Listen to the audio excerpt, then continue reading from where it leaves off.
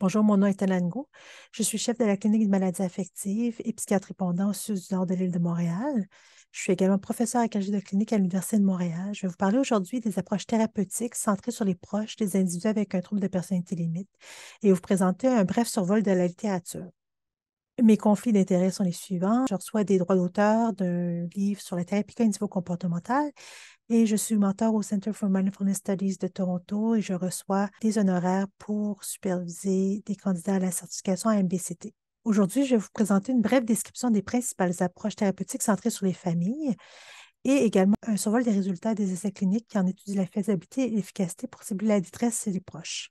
Pourquoi parler des approches familiales pour le traitement des individus avec le trouble de personnalité limite?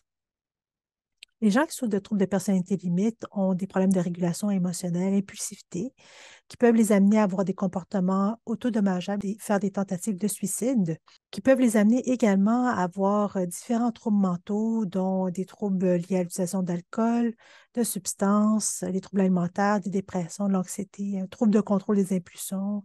C'est parfois comorbide avec le TDAH, l'état de stress post-traumatique. Mais ils ont également des problèmes relationnels, dû au fait qu'ils peuvent avoir des problèmes de prédiction sociale et cognitive, des issues relationnelles, avoir de la difficulté à prédire comment les gens réagissent et pourquoi ils réagissent d'une certaine façon.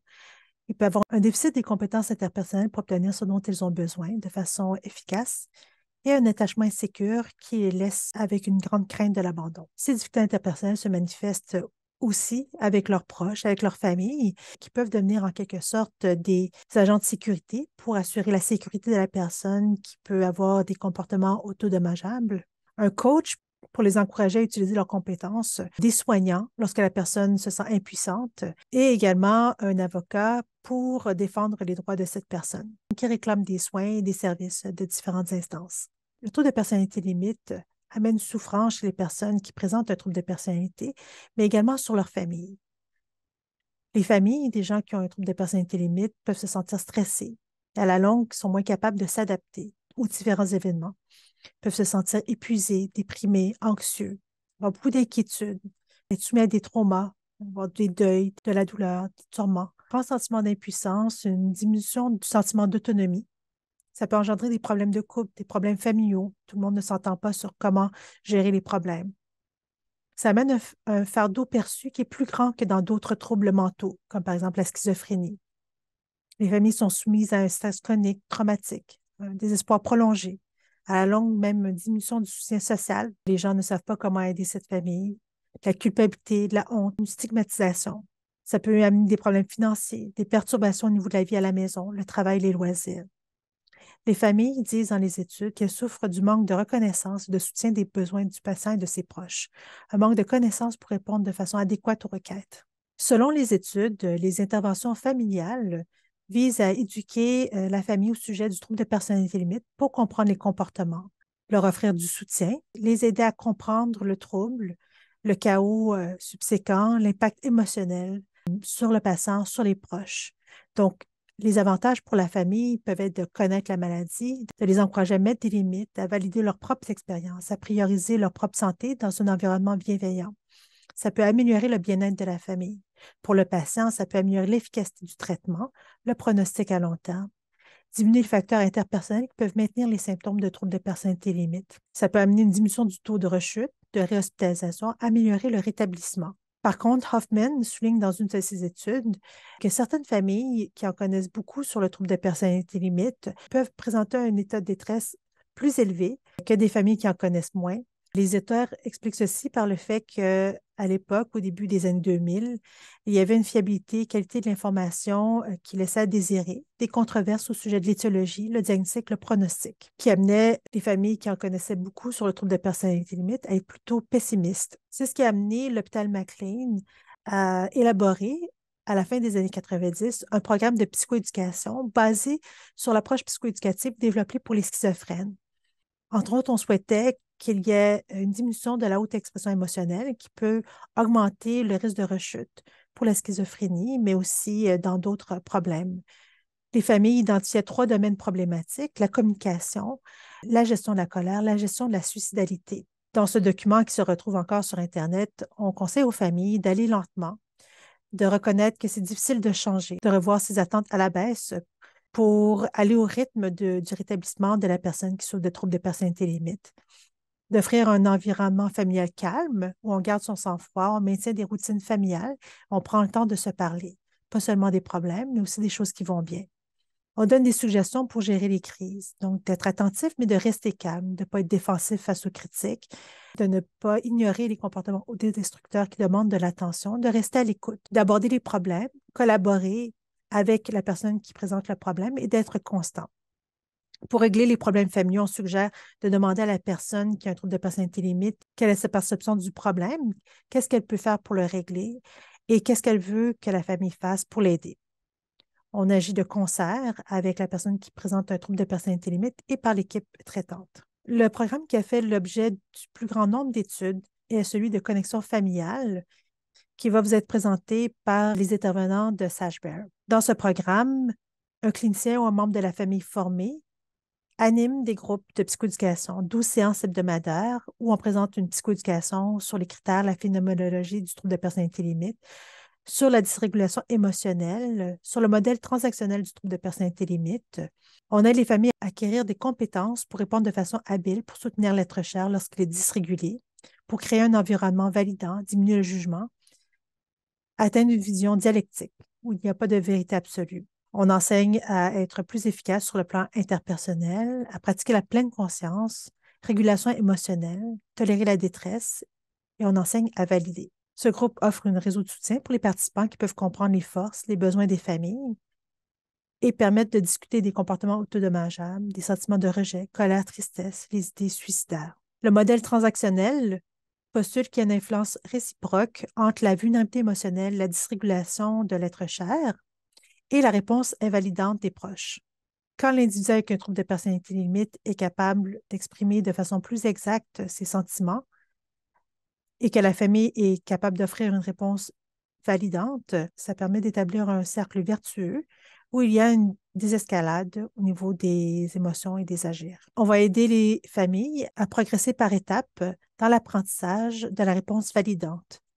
On va les aider à mieux gérer les émotions, éliminer les jugements qui amplifient les émotions, avoir une pleine conscience relationnelle où on se souvient que l'être avec le trouble de personnalité limite est un être qu'on aime, un être cher.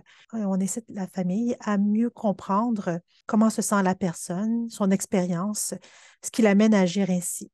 Et ensuite, offrir une réponse validante en validant ce qui est valide et éviter d'invalider ce qui est valide. On ne valide pas ce qui est invalide.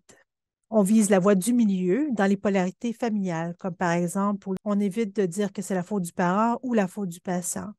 On ne minimise pas et on ne catastrophise pas non plus. Le programme sur 12 séances commence par une introduction, des règles du programme, orientation, information au sujet de la personnalité limite, la dysrégulation émotionnelle. Ensuite, on fait de l'éducation familiale, entre autres au sujet des traitements disponibles, les comorbidités, le modèle transactionnel. On pratique la pleine conscience relationnelle avec la gestion des émotions, pleine conscience de la relation, des états d'esprit. On enseigne à laisser tomber les jugements, à diminuer la vulnérabilité émotionnelle en prenant soin de soi, entre autres. On offre des compétences pour améliorer l'environnement familial. On enseigne la validation et ensuite la gestion des problèmes. Connexion familiale a fait l'objet de plusieurs études, entre autres celle de Flynn, qui est une étude contrôlée où on constate que le groupe Connexion familiale diminue le sentiment de fardeau, le deuil, les symptômes dépressifs et qu'il y a une amélioration au niveau du sentiment de maîtrise. Le sentiment de fardeau continue à diminuer à 3 mois. Pour en apprendre plus sur Connexion familiale, vous pourrez consulter le site de SashBear et également sur notre site tcdmontréal.com. Il y a un onglet pour les familles qui comporte des vidéos et des explications sur le rôle de la famille dans le traitement du trouble de personnalité limite. Un autre programme qui a été étudié est celui de MBT-FACS, qui est basé sur le traitement basé sur la mentalisation, un autre traitement basé sur les données probantes pour le traitement du trouble de personnalité limite. MBT-FACS pour Families and Carers Training and Support Program. Pour élaborer ce programme, les auteurs ont fait une révision de la littérature. Ils ont constaté que se centrer sur l'impact émotionnel du trouble de personnalité limite sur la famille était plus efficace que les interventions éducatives limitées, que les groupes animés par les familles amélioraient plus l'adaptation centrée sur le problème, centrée sur l'émotion et avaient des gains maintenus à 6 mois. En questionnant les familles, ceux-ci ont dit aux chercheurs qu'ils préféraient un programme plus court sur 5 séances, moins de psychoéducation, plus de conseils sur le développement des compétences pour gérer l'interaction avec l'individu avec le trouble de personnalité limite. Et ils préféraient que ce soit donné par des membres de famille TPL, avec une implication limitée des professionnels. Dans le traitement basé sur la mentalisation, on apprend que se sentir compris permet d'apprendre, de changer, de comprendre le point de vue de l'autre. Ça permet d'améliorer la relation interpersonnelle et la gestion des émotions. Par exemple, face à un comportement incompréhensible, on peut se questionner sur pourquoi il agit ainsi et lui demander. La personne se sent plus facilement compris, en confiance, et ensuite plus capable d'écouter ce que l'autre personne a à dire pour apprendre et changer. Ça lui permet de devenir plus curieux sur comment l'autre voit les choses. Dans le traitement basé sur la mentalisation, on explique qu'il y a une interaction entre deux cercles vicieux, celui du patient et celui de la famille. Donc, le patient emploie une émotion intense, va avoir moins de facilité à mentaliser, devenir moins capable de comprendre, être attentif aux sentiments d'autrui. Les autres lui semblent incompréhensibles, ce qui l'amène à tenter de contrôler, changer autrui ou soi-même, ce qui amène des interactions effrayantes, décourageantes, frustrantes, pénibles ou coercitives.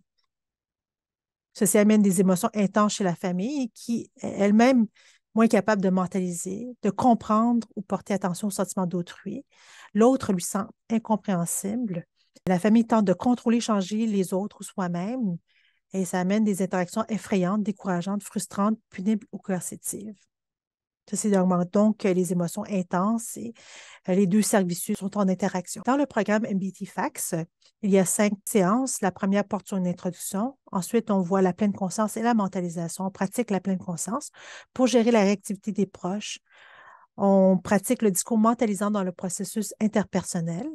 On pratique la mentalisation ensuite avec des jeux de rôle à partir des problèmes. On pratique la validation empathique pour développer la capacité à assumer la perspective de l'autre. Et en fait, on fait de la résolution de problèmes entre le proche et l'individu avec le trouble de personnalité limite. On utilise la mentalisation pour améliorer la résolution de problèmes. Ce programme a fait l'objet d'une étude et on notait alors une diminution des incidents adverses, donc moins de manifestations symptomatiques ou relationnelles du trouble de personnalité limite. On voit une amélioration du fonctionnement à la fin du groupe et 3 mois plus tard. Un autre programme qui a été étudié est Making Sense of BPD, un programme qui a été étudié en Australie dans un programme pour les jeunes avec un trouble de personnalité limite. On postule dans ce programme que le trouble de personnalité limite est un problème relationnel et on utilise le cadre de la thérapie cognitive analytique qui incorpore également des procédures cognitives. Il s'agit d'un programme avec 3 séances d'un groupe psychoéducatif animé par 2 cliniciens et un père aidant pour la dernière séance. On évoquait le trouble de personnalité limite, le diagnostic, les causes, les traitements, les compétences interpersonnelles qui sont à développer, les schémas relationnels qui s'installent. On parlait de l'auto-soin à pratiquer et on enseignait à tenir compte du contexte développemental. Cette étude, portant sur 23 proches, montrait une diminution du fardeau subjectif, connaissance améliorée du trouble de personnalité limite. Par contre, la détresse et le fardeau objectif demeuraient inchangés. Si vous voulez en apprendre plus sur ce programme, il existe un module gratuit à l'adresse sur cette diapositive. Un autre programme étudié était Staying Connected When Emotions Run High. Il s'agit d'un programme basé sur la théorie des systèmes familiaux de Bowen avec une incorporation de la thérapie comportementale dialectique de Linehan. Il s'agissait de 5 séances, une journée complète et 4 séances de 2 heures pour améliorer les schémas relationnels entre le personnel soignant et les proches, pour offrir une psychoéducation sur le trouble de personnalité limite, offrir du soutien par les pairs, des stratégies d'auto-soin, des compétences pour diminuer le fardeau. Et ce qu'on voyait dans cette étude contrôlée, c'est qu'il y avait une amélioration de l'ajustement dyadique, une autonomisation de la famille, une diminution de l'expression émotionnelle et un maintien des gains à 12 mois. Il y avait aussi une amélioration de la perception de la possibilité d'assumer un rôle actif. Pour en apprendre plus sur cette approche, je vous encourage vivement à regarder ce vidéo sur YouTube qui explique bien le modèle. Dans ce programme, on explique que l'individu avec le trouble de personnalité limite réagit fortement aux changements dans la relation, ce qui l'amène à projeter des émotions sur les autres et ce qui amène une contagion des sentiments de colère, de rage, de désespoir. La famille se met à marcher sur des œufs. Pour gérer ceci, on enseigne 5 stratégies relationnelles clés, donc prendre soin de soi pour prendre soin des autres, d'adopter un calme contagieux, de dessiner une ligne dans le sable, d'écouter sans réparer et de développer un plan de sécurité en cas de crise. On enseigne les 4 danses des soignants, quand la famille est trop autoritaire, trop occupée, trop gentille, versus quand elle est juste assez bonne. Un autre programme qui a été développé pour les familles est le IBAFT, le Integrative BPD Oriented Adolescent Family Therapy. C'est une thérapie familiale pour les adolescents avec un trouble de personnalité limite et un trouble lié à l'utilisation de substances. Il s'agit d'une intégration de la thérapie familiale structurale de Minuchin et de la thérapie comportementale dialectique de Linehan. On vise à modifier les comportements qui ont précédé l'apparition des comportements de troubles de personnalité limite ou l'adaptation mésadaptée qui maintient le comportement. On veut aussi modifier les facteurs systémiques qui maintiennent le comportement. Donc, pour l'adolescent, on va l'aider à améliorer la régulation des émotions, à maintenir des relations adaptées, de se donner des buts adaptés au stade développemental et de soutenir la motivation à atteindre des buts, participer au traitement. Pour la famille, on veut améliorer sa capacité à offrir de la guidance, du soutien, améliorer l'attachement parent-adolescent, donc pas trop détaché, mais pas trop fusionné non plus, améliorer la capacité à communiquer de façon validante. On veut diminuer les violences verbales, physiques, sexuelles dans la famille, améliorer les interactions familiales qui renforcent la dysrégulation émotionnelle, par exemple les processus coercitifs. On veut cibler le désengagement parent-adolescent dû à une histoire de manque de protection, de négligence ou les comportements abusifs. Dans la thérapie structurale, on vise à ébranler la structure familiale via les sous-systèmes, les frontières, les interactions. Les sous-systèmes étant, mettons, les parents, le couple, les enfants, quand les enfants se mettent à prendre le rôle des parents, quand les parents abdiquent leur rôle parental, quand les structures deviennent fixes, non flexibles, qu'elles ne sont pas capables de s'adapter aux différentes phases de la vie. On essaie de rendre la construction familiale plus complexe, plus relationnelle, plus interdépendante et augmenter son adaptation au changement, au stress, en ouvrant des choix, des possibilités. On essaie de dévoiler les besoins individuels et ceux de la famille afin qu'ils s'harmonisent et de repartir le système sur des bases plus solides. C'est un programme quand même assez exigeant, 3 fois par semaine sur 6-7 mois. Dans une étude contrôlée qui comparait IBAFT versus un traitement individuel centré sur l'usage de drogue, il n'y avait pas de différence sur le trouble de personnalité limite en tant que tel. Par contre, on voyait que le IBAFT diminuait l'usage de substances pour les gens qui souffrent de troubles de personnalité limite, qui étaient déprimés et qui présentaient un trouble lié à l'utilisation de substances. Donc, ça fait le tour des approches qui ont été validées dans la littérature, mais j'aimerais vous partager pendant quelques instants l'approche qui est utilisée au pavillon Albert-Prévost par l'équipe de Dr Bertelli de la clinique des troubles relationnels. C'est un programme qui existe depuis plus de 20 ans. Malgré le fait qu'il n'y ait pas d'études démontrant son efficacité, c'est un programme qui nous a beaucoup aidé à offrir des soins humains et qu'on croit efficaces pour les patients et les proches. Dans ce programme, on utilise le cadre de thérapie systémique stratégique. On cible le système, qui est un ensemble d'éléments en interaction tels qu'une modification quelconque de l'un d'eux entraîne une modification de tous les autres. On considère que le système évolue dans le temps et se modifie via des mécanismes d'ajustement et d'adaptation en fonction du stress qu'il subit. Que le système tend à vouloir préserver son homéostasie, c'est-à-dire sa stabilité et sa cohésion, en adaptant son fonctionnement via des interactions entre les membres. On analyse les sous-systèmes et l'interaction entre les différents sous-systèmes. On va viser à réduire la plainte, le symptôme, le problème, ayant mené le patient à consulter son entourage. On va utiliser la psychoéducation sur le trouble mental, ses traitements, clarifier les attentes de tous face à l'évolution du trouble mental, favoriser la collaboration avec l'équipe traitante, offrir du soutien dans des moments difficiles, permettre aux membres de la famille de se sentir entendus par les autres dans un endroit sécuritaire. Dès le début, on invite les proches à se présenter avec la famille, en prenant pour acquis que c'est les proches qui connaissent le mieux l'individu et que la collaboration des proches est essentielle au rétablissement. On va travailler sur les communications, sur la modification des comportements, en diminuant les interactions qui maintiennent le problème, comme le blâme, la critique, la surprotection. On va augmenter les interactions qui diminuent le problème, comme la validation, la recherche de solutions dans le futur. On va optimiser le développement de chacun des membres de la famille, souligner les forces de la famille, ses mécanismes d'adaptation spontanés pour augmenter l'empowerment. Donc, concrètement, par exemple, on voit que dans la première rencontre, on va inviter les membres de la famille. On va faire un questionnement circulaire pour inviter chaque membre de la famille à parler de sa perception du problème, clarifier les attentes face aux changements nécessaires. On va faire une évaluation du contexte dans lequel se présente le problème, les cycles de vie, les interactions, les modes de communication. Et on va utiliser des techniques pour favoriser l'émergence d'une solution en déstabilisant le système pour amener un changement dans les interactions et les perceptions. Par exemple, un mode de communication irrévérencieux pour éviter les patterns d'interaction. On va redonner aux membres la responsabilité de changer. On va effectuer le questionnement circulaire pour relever les comportements, les interactions, sans s'intéresser aux causes, recadrer avec des commentaires sur les interactions qui amènent le changement de perspective. Par exemple, dans une famille conflictuelle, on peut dire à la base des chicanes se trouve une grande peur de perdre l'amour. On va prescrire des tâches pour développer des modes d'interaction alternatifs. Pour en apprendre plus, je vais vous encourager à lire le livre écrit par l'équipe du Dr Bertelli, Vivre avec un proche impulsif, intense, instable.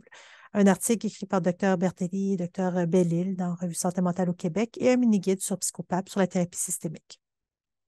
En conclusion, plusieurs approches centrées sur les familles sont fondées sur des données probantes, donc connexion familiale basée sur la thérapie comportementale dialectique, MBTFACS, issu du traitement basé sur la mentalisation, Making Sense of BPD, qui utilise les concepts de thérapie cognitive analytique avec les relations d'objets, Staying Connected When Emotions Run High, basé sur la théorie des systèmes familiaux de Bowen et la thérapie comportementale dialectique, et le IBAFT, basé sur la thérapie familiale structurale et la thérapie comportementale dialectique.